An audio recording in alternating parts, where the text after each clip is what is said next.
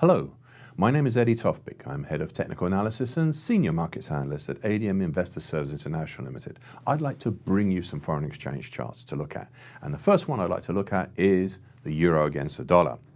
Now here we have a higher fourth bullish white soldier yesterday, but still seemingly an indecisive spinning top pattern, though it was the second consecutive close over the significant medium moving average, which is currently 110.67, plus the very recent 50% Fibonacci line at 110.28, and it's also a continued follow-on to the key reversal seen last week. However, at the moment, the mid-November high, just under 111 even, seems a little out of reach, despite the recent fast ascent. The next chart I'd like to look at is cable, aka sterling against the US dollar. A third bullish white soldier yesterday, and today a new high, not seen since June. The market yesterday tested the October high at 130.12 and today has pushed up through it. Overall, the idea that the move since early October may be a topping or bullish halfway hesitation action have in reality over the last few days veered very much towards the halfway hesitation idea. It's time to look at the potential target X for such a move. Well, that would be in the 135.85 area.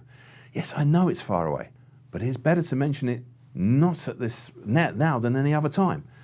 Now, we have to look and see if the next few closes justify such a move. The next chart I look at is the euro against sterling.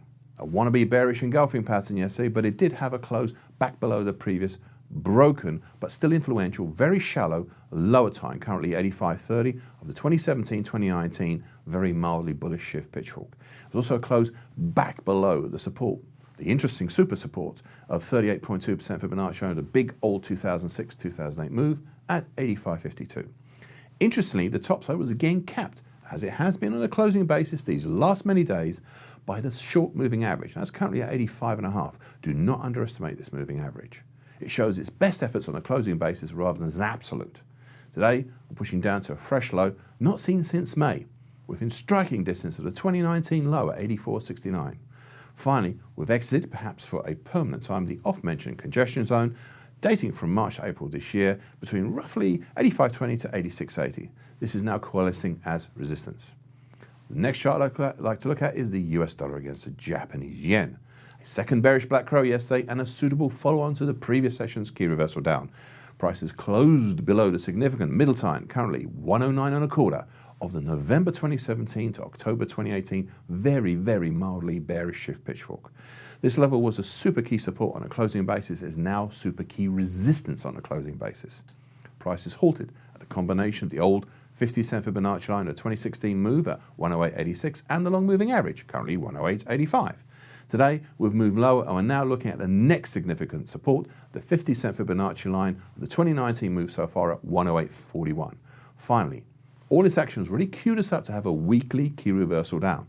More on this as it develops.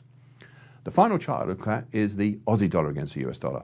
A second bullish white soldier yesterday and a suitable follow-on higher to the previous session's large bullish engulfing pattern.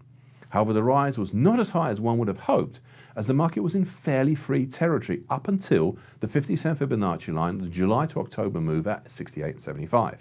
And it was the proximity of this resistance which I suspect stalled the rise and has given today's bearish pullback all the way down to the medium moving average, currently 68.13, which actually was the anchor for yesterday's rise. I've mentioned quite a few times now how recent action in November looked like a counter to October's monthly key reversal up. It did, with a monthly bearish harami for November. Yet this week has countered that counter to a certain degree, though this is all now looks suspect and confusing. Well, that about wraps it up. So in the meantime, good trading.